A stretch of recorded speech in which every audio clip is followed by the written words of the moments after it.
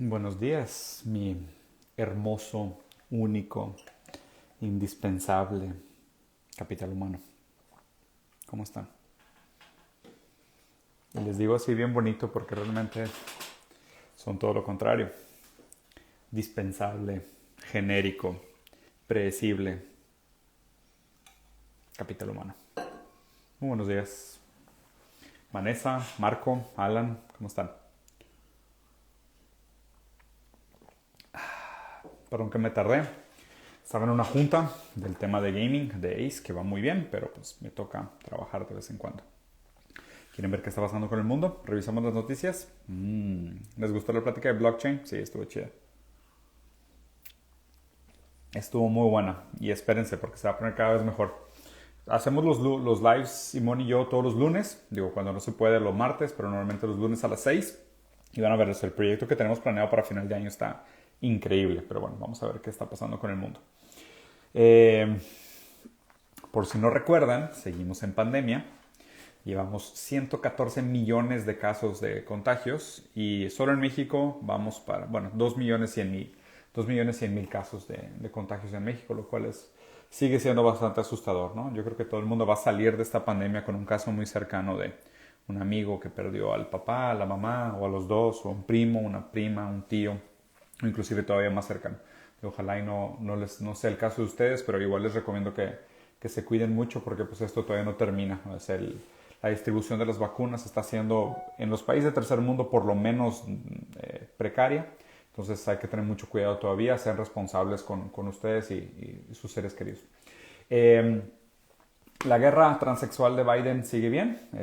Ayer hubo una retaliación. Al parecer lanzaron 10 misiles en respuesta al ataque de la semana pasada de Biden. Entonces, pues esto todavía no se acaba, va bien, va empezando bien la política exterior de Biden, donde no tiene dinero para darles un cheque de $2,000 a todos los americanos para reactivar la economía y salvar a la gente de la miseria, pero sí tiene trillones de dólares para bombardear unos autóctonas con turbantes en medio del desierto del otro lado del mundo. ¿Y por qué? La pregunta es ¿por qué? ¿Por qué habrá esta diferencia de prioridades entre cuidar a tu población de una pandemia urgente, inmediata, y tirar bombas del otro lado del mundo en medio del desierto? ¿Qué será? ¿Qué será este poder bélico específico que una nación tiene que construir para establecer su hegemonía y a través del miedo mantener la paz? ¿No? Qué interesante, ¿no? Que tengas que gastar trillones de dólares de la economía en ejército para que la gente tenga miedo y así evitar la guerra. Pero pues al gastarte esos millones de dólares, muere muchísimo más gente por la negligencia y por la falta de recursos básicos que la gente que se ha muerto por golpes de terrorismo en prácticamente toda la historia de Estados Unidos. Estaría interesante analizar esas dos recomendaciones. Oigan, vayan apuntando a la gente que trolea en el chat para bloquearlos y me mandan fotitas después. Por otro lado, al parecer hay mucha gente que dice, no, el Texas va bien, no necesitamos absolutamente nada. Quitemos todas las medidas, ya no hay que usar cubrebocas, quitamos los limitantes de los restaurantes, cualquier persona puede ir a los restaurantes completamente llenos. Justo en el, justo en el estado donde aparte pues acaba de ser lo de la nevada, la gente estuvo sin agua, sin luz, sin gas, y Estados Unidos, aparte que tiene Texas como una distopia libertaria donde existe pues, la mayor desigualdad, fraudes fiscales enormes, desregularización del mercado. Y pues ahora dicen, ¿sabes qué? Pues ya, pues todo es opcional, hagan lo que quieran, que se siga muriendo la gente. A fin de cuentas, pues tipo, los que se mueren son los pobres, ¿no? O sea, el índice de mortalidad en la pobreza es mucho mayor y sobre todo en Latinoamérica, no solo en la pobreza, pero inclusive la gente de color es la gente que más muere de coronavirus. ¿Será por una predisposición genética? ¿O ese análisis carece de conciencia de clase? Seguramente carece de conciencia de clase. Pero bueno, el caso es que en Estados Unidos, en Texas específicamente, ya retiraron todo. Y claro, Texas siendo Texas, ¿no? Es que este lugar de vaqueros en la nada. En RT, la verdad es que bastante amarillista todo el front page. O sea, bastante como atacando el woke culture, hablando de la cultura de cancelación. haciendo grilla contra Estados Unidos como una guerra ideológica, hablando también de cómo Rusia y la Unión Europea pues, son aliados naturales, pero realmente Bruselas se interpone en la capacidad de Rusia de hacer negocios o establecer buenos vínculos con el resto de Europa. Y acuérdense que ahorita también está el tema de, ¿dónde está este señor? De Navalny. Se me hace que lo vi en otro periódico.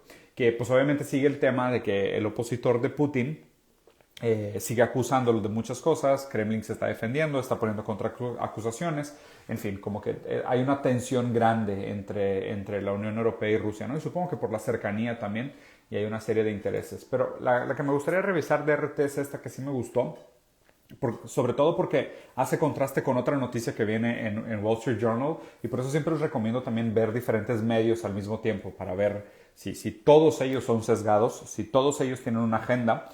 Muchas veces la manera más cercana de entender realmente lo que está pasando es viendo cómo todos tienen sus sesgos. Entonces no hay noticias objetivas, no hay tal cosa como, es que este es el canal de noticias que deberíamos de ver, sino que realmente deberíamos de ver a todos como mentirosos. Y justo en los agujeros que quedan entre las mentiras es donde podemos tener como una visión un poquito más clara de lo que realmente está sucediendo, ¿no? De un análisis materialista. Pero el caso es que dicen que, ¿cómo le vamos a hacer para hacer responsables a las empresas de Big Data de violar nuestra privacidad, ¿no? O sea, sobre todo por los temas de reconocimiento facial, lectura de gestos. O sea, ahorita hay muchos algoritmos de reconocimiento facial que pueden mapear miles de puntos en tu rostro y determinar exactamente lo que estás sintiendo cuando estás, ¿sabes? Así sin alma, scrolleando TikTok, viendo niñas de 14 años bailar canciones que nunca has escuchado en tu vida.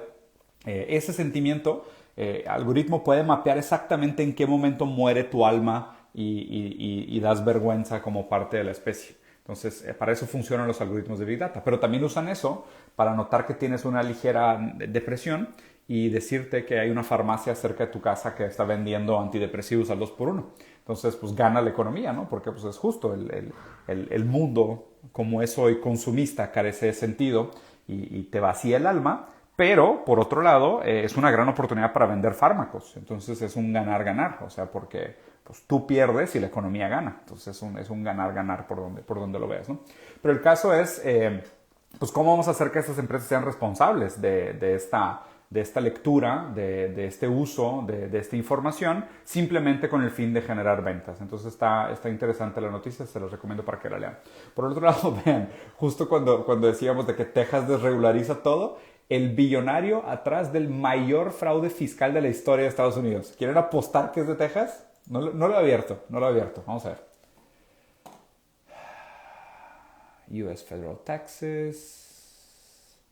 Mandaba lana a las Islas Caimán. Texas Supreme Court. Claro, güey, claro, porque viva las economías libertarias desreguladas.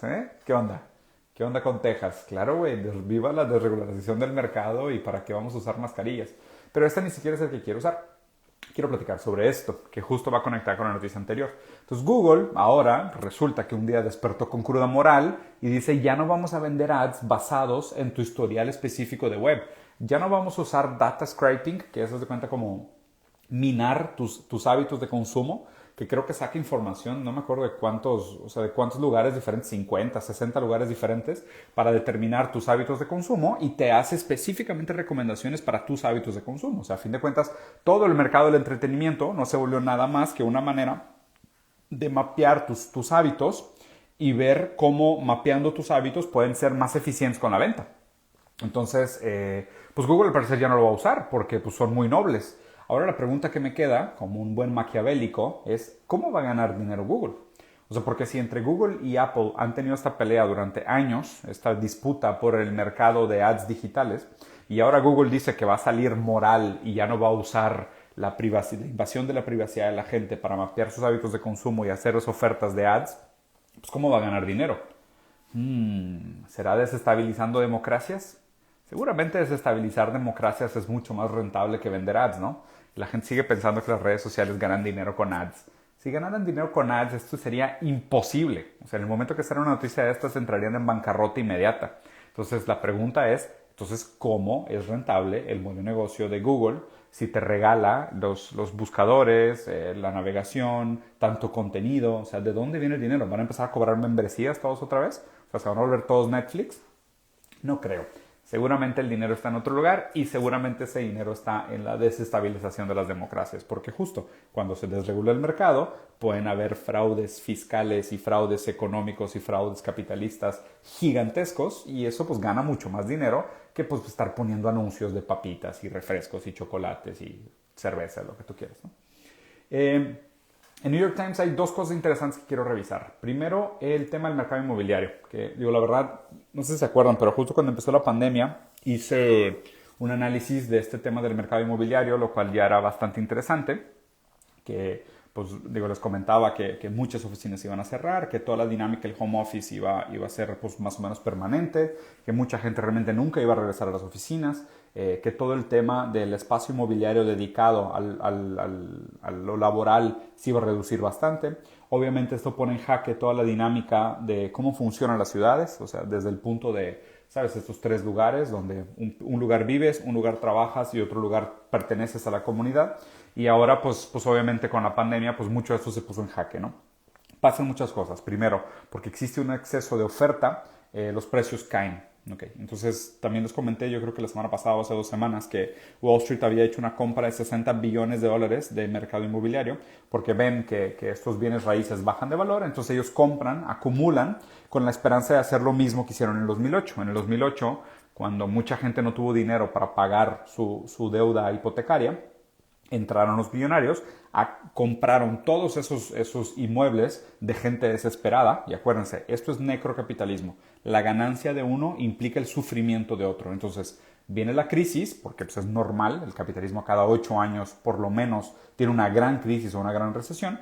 La gente que ya tenía el capital, que habría que cuestionar la legitimidad de ese capital acumulado que tenían, que seguramente es bastante cuestionable, muy poco legítimo, usan ese capital para hacerse de bienes e inmuebles. Entonces, como ellos no tienen prisa, pues tienen el dinero parado y probablemente la rentabilidad o la plusvalía que iba a generar real estate era mejor que tenerlo en cualquier otra inversión, por más humanitaria que fuera o por más moral que fuera hacer inversiones en otros lugares, como aumentar salarios, generar empleo. No, lo invirtieron en bienes pasivos, que simplemente inflan el valor del mercado a la larga. Entonces, acapararon todos estos inmuebles, dejaron que volvieran a subir los precios y ahora resulta que, oye, ¿sabes qué? Los bancos ya no te dan crédito para financiar una casa, porque si pasa lo mismo que en el 2008, pues vamos a quebrar todos. Pero pues puedes pagar una renta más alta que el monto hipotecario de que si fueras a comprar la casa. Entonces, estamos dejando a la gente todavía más precaria que antes, que es, pues ya no puedes comprar y te dejo rentar más caro de lo que sale el valor de la compra, porque me da miedo que si te permito comprar viene otra crisis y como los sueldos no han incrementado en 70 años, pues no vas a tener manera de pagar tu crédito. Pero si es un tema de renta, pues nada más te echo la calle y listo, y se lo rento a alguien más, a otro desesperado que venga cayendo de la pirámide social, ¿no? Aquí lo que realmente debería pasar es que el mercado inmobiliario se tiene que reinventar en términos de regulación. O sea, la especulación en el mercado inmobiliario y bienes raíces y las ganancias que todavía se dan en el mercado inmobiliario y bienes raíces son estratosféricas. O sea, uso como ejemplo, por ejemplo, lo que está haciendo la primer ministra, no sé si es primer ministra o presidenta de Nueva Zelanda, que para mí ahorita es de las líderes más capaces e inteligentes del mundo, que tomó una serie de acciones bien interesantes referente a cómo se deberían de utilizar los bienes raíces. Y son cosas que creo que en México y en toda Latinoamérica harían muchísimo sentido. Por ejemplo, no permite la inversión extranjera o la especulación extranjera en los mercados locales de bienes raíces. Eso es una muy buena manera de hacerlo. La segunda es que hay un límite para la cantidad de propiedades que una persona puede tener a su nombre en caso de que no las use o no las habite. Que esa es otra manera de evitar este hoarding o este acaparamiento del mercado inmobiliario, que a grandes rasgos solo genera inflación. Recuerden que Adam Smith, uno de los fundadores del capitalismo, decía que los rentistas, o sea, la gente que vive de rentas, son unos parásitos. Y realmente lo son, ¿eh? O sea, piensen ustedes qué valor le genera al mercado a un rentista. O sea, una persona que solo tiene propiedades a renta. ¿Qué le generas de valor a la sociedad? Porque realmente lo que estás haciendo es cobrar por agandallar. O sea, se cuenta desde que pues yo tengo dinero, yo puedo comprar casas, tú quieres vivir en esta región, tú págame a mí. Y pues yo le quiero ganar un 10%. Pues si quieres, paga lo que vale el inmueble más el 10% que yo quiero ganar. Porque sí, porque pues yo tengo la las propiedades en las regiones donde la gente quiere estar. Entonces no agregan realmente ningún valor, nada más inflan el costo, no agregan valor, ¿no? Y pudieras decir, no, pues el mantenimiento y demás, bueno, pues digo, cobra el mantenimiento. O sea, y el profit no entiendo de dónde viene, simplemente porque heredaste, porque tienes propiedad, porque tienes terrenos, o sea, por eso es que mereces la plusvalía. Y obviamente no. O sea, y está también esos acaparamientos de territorio que vienen años arrastrando, o sea, 40, 60, 200 años, porque en algún momento el tatarabuelo de alguien era amigo de un gobernador o de un presidente y a cambio de construir un ferrocarril le regalaron una montaña entera o una ciudad entera. Entonces, exactamente, señor Barriga era un parásito. O sea, yo creo que el mercado inmobiliario es uno de los mercados que primero tiene que cambiar para llegar realmente a una economía más justa o una administración más justa de los bienes. Porque, y también me preocupa mucho esto, gran parte del crecimiento que se dio en las grandes fortunas de Estados Unidos se dio justamente por eso. Y otra cosa que me preocupa, ahora Bill Gates es el mayor propietario de territorios agrícolas de todo Estados Unidos. No sé si sabían eso. Pero el hecho de que Bill Gates le esté apostando al mercado agrícola y esté acaparando toda la tierra, otra vez me levanta la paranoia de que toca leer el libro de Bruno Latour de Dónde aterrizar. O sea, como esta noción de que el nacionalismo y el neoliberalismo son una respuesta negacionista, anticiencia, sumamente egoísta del cambio climático y de que sabemos que el mundo tiene un límite. A medida que somos más personas en el mundo y queda menos territorio, pues los que tienen dinero van a agandallar el territorio que queda y los demás van a tener que literal venderse para poder vivir en cualquier lugar. Y para terminar, mi país, mi hermoso país, Brasil, y la crisis del COVID como un ejemplo para el mundo.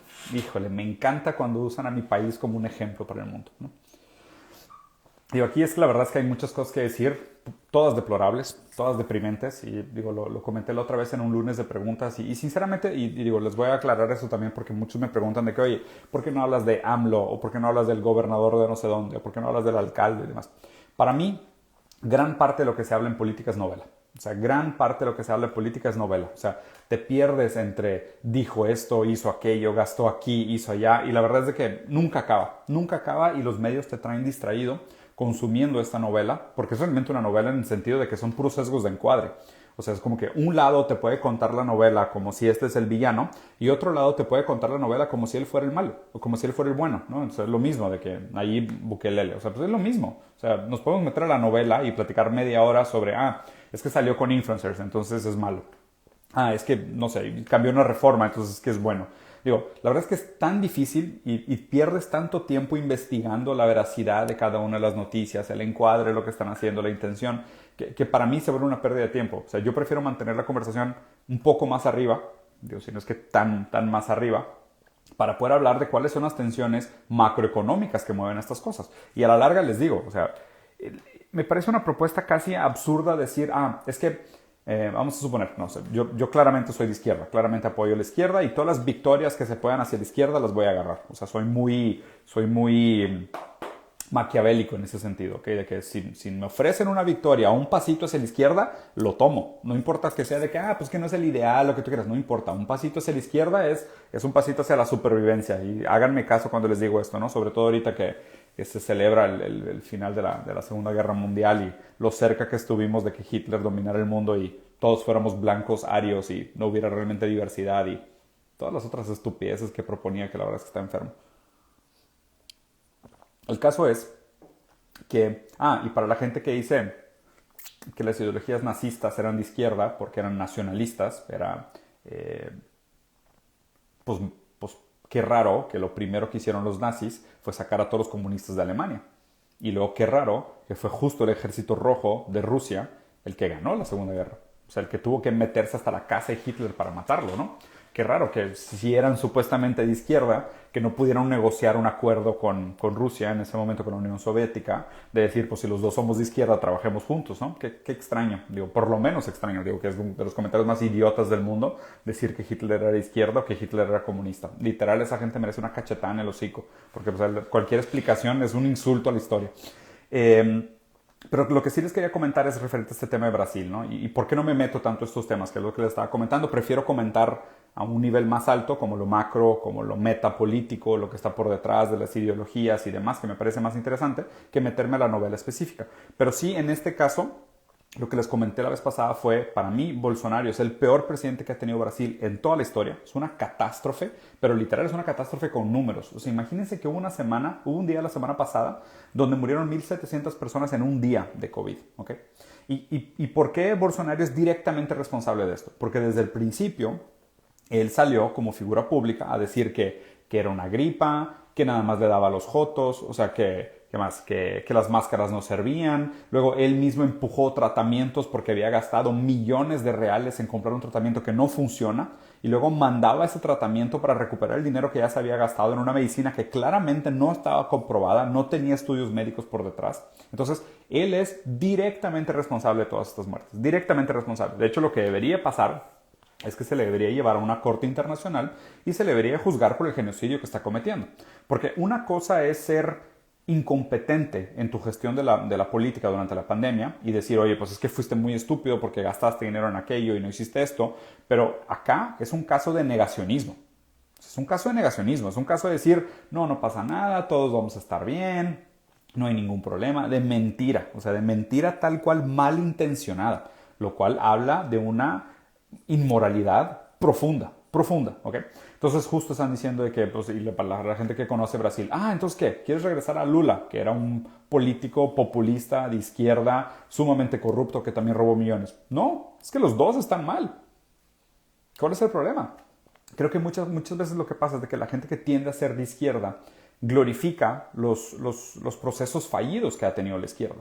Y justo más bien lo que deberíamos de hacer como humanidad es decir lo bueno y lo malo de los dos lados. Y decir, oye, ¿sabes qué? Pues la izquierda históricamente ha tenido estos aciertos y estos errores.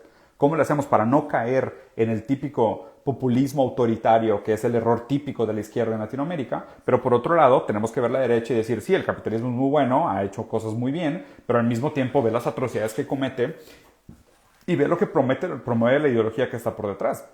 Y con esa frialdad tenemos que ser críticos y decir, es que tú eres malo por ser de izquierda, por ser populista, por ser autoritario, y tú eres malo por ser de derecha, por ser negacionista de la ciencia, por ser reaccionario y conservador fanático. O sea, ¿qué nos cuesta?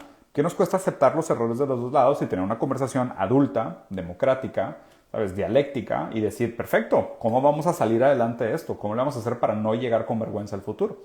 Y esas son las conversaciones que me gustan tener. No me gusta hablar de dijo, no dijo, le puso el dedo y quién es y cuánto robó, porque no acabas. O sea, no acabas. El ciclo de noticias no te permite avanzar. O sea, la gente que se queda analizando la novela solo está hablando de la novela. No está hablando absolutamente nada más. Y mientras estás distraído con la novela, las cosas realmente pasan y cambian. De hecho, en Brasil, ahora es Bren, número 11. Estoy completamente de acuerdo contigo. Mi candidato también es Ciro Gómez. O sea, Ciro Gómez es mi candidato favorito para Brasil. Es la persona que realmente debería ganar las siguientes elecciones. No sé, porque la verdad es que las alianzas democráticas están muy complicadas, pero el movimiento que yo apoyo ahorita alrededor del mundo es, digo, y lo saben, ¿no? O sea, estoy afiliado y todo, se llama DiEM25. Es DIEM25, que es el movimiento que empezó Noam Chomsky, Zizek, Yanis Varoufakis, Bernie Sanders, pues, todos ellos, que es este pensamiento progresista de izquierda, que de ahí viene mi idea esta que les había comentado de la socialdemocracia tecnosindical, ¿no? Que es, digo, sigue siendo una idea medio fumada que no acabo de aterrizar, pero pues por ahí es donde yo creo que van las cosas. O sea, lo que tocaría es buscar economías planeadas, mayor igualdad en el sentido de la democratización de las oportunidades, como lo dice Simón, buscar usar la tecnología a nuestro favor para hacer un mejor uso de los recursos naturales, acabar totalmente con esta ideología nefasta que nega la ciencia, regresar a un contrato social o replantearnos el significado de un contrato social y resignificar el rol del Estado. O sea, no necesariamente con un autoritarismo, no lo creo así, pero justo lo que tienen que pensar es esto, o sea, ¿cuál es el rol del Estado y por qué es necesario un Estado? O sea, piensen en este sentido, por ejemplo, lo que decía la noticia de Google, ¿no? De que, oye, pues tenemos, no sé, apps o algoritmos para hacer reconocimiento facial. Vamos a suponer que mañana a los CEOs y a los grandes directivos de estas empresas, porque acuérdense que estas empresas son regímenes fascistas, no hay democracia dentro de las empresas privadas. O sea, si el jefe decide correr a todos, el jefe puede correr a casi todos, ¿no? O sea, hay algunos pocos ahí que tiene que convencer, pero es prácticamente un régimen autoritario. O sea, es un régimen fascista, las grandes empresas. Vamos a suponer que Amazon decide tener un ejército. Y en un estado minarquista, donde el estado realmente es de este tamañito, porque lo único que hace el estado es asegurarse de la legitimidad de la propiedad y que se cumplan los derechos de propiedad, tienes un estado de este tamañito, ¿ok? Un estado chiquito que no recauda impuestos, que no tiene un ejército. Se supone que en el minarquismo, no sé cómo, porque acuérdense que los libertarios viven en Narnia, supone que en el estado minarquista el estado tiene el monopolio de la violencia. La única motivo por el cual se puede usar la violencia legalmente es para asegurarse el cumplimiento de los contratos, de los intercambios, ¿ok? Pero pues, ¿qué impide que mañana Amazon diga, oye, ¿sabes qué? Pues que yo tengo 100 veces el presupuesto del Estado. ¿Qué me impide crear un ejército mayor que el del Estado y simplemente decir, ¿sabes qué? No, quiero destruir a Google porque Google me está haciendo competencia, entonces voy a mandar unos ataques en drones, que son los mismos drones de Amazon, que de hecho ya tienen metralladoras, estoy jugando, ¿no? Pero son los mismos drones de Amazon que ya tienen metralladoras y van y entran y destruyen Google, matan a todos y Amazon dice, pues ya, tan tan. Y si el ejército americano quiere hacer algo, pues como es un estado minarquista, Amazon dice, oye, pues si me vienes a castigar, pues voy a usar mis drones contra ti. ¿Ven que no funciona? ¿Ven por qué no funciona un estado minarquista? Por eso, o sea, y de nuevo, por eso es Narnia. O sea, siempre recuerden esto, cuando alguien habla de un estado minarquista, de un estado libertario, es Narnia. ¿Por qué? Porque esperan que de la noche a la mañana desarrollemos todo un sentido moral y cristiana aparte, ¿no? Porque son conservadores en lo moral. Son liberales en lo económico y conservadores en lo moral. Entonces esperan que de la noche a la mañana todo el mundo crea que hay una bola de espagueti gigante flotando en el espacio que te castiga si eres malo. Y eso es lo que te va a detener de no tener un mercado de venta de niños, de no tener mujeres esclavizadas reproduciéndose para vender sus bebés y que Amazon no tenga un ejército propio que pueda ir y destruir completamente la competencia. Ese es el mundo de Narnia en el que vive la gente que quiere acabar con el Estado. Entonces, si no podemos acabar con el Estado o todavía no tenemos opciones viables para terminar con el Estado, tenemos que rescatarlo, hay que redimirlo, hay que redimir el valor de la democracia. Hay que buscar maneras de acabar con la corrupción o reducirla lo más posible, porque tampoco me parece real que la gente diga, no, es que cuando yo entre al poder no va a haber corrupción. A ver, claro, güey, va a haber corrupción, porque el ser humano es corrompible, porque a grandes rasgos el dinero sigue siendo la fuerza predominante en la toma de decisiones de la gente. Lo que tienes que hacer es planear para ello y decir cómo vas a lidiar con la corrupción. Entonces es complicado estar entre ese ínter de planear a futuro, entender que la dialéctica es algo que se da a través de la historia y son estos procesos de aprendizajes largos, pero no negarte al progreso. O sea, no ser reaccionarios, no ser conservadores, sino estar abiertos a de que las cosas son perfectibles, son mejorables. Puede ser mejor de lo que es hoy. Me gusta pensar que existe una versión de la realidad un poquito mejor que la que estamos viviendo hoy. Pero bueno, los voy a dejar por aquí. Píquenle a todos los botones, comenten, dejen sus likes, campanita, lo que sea, píquenle a todos los botones a mi Keu. Nos vemos, adiós.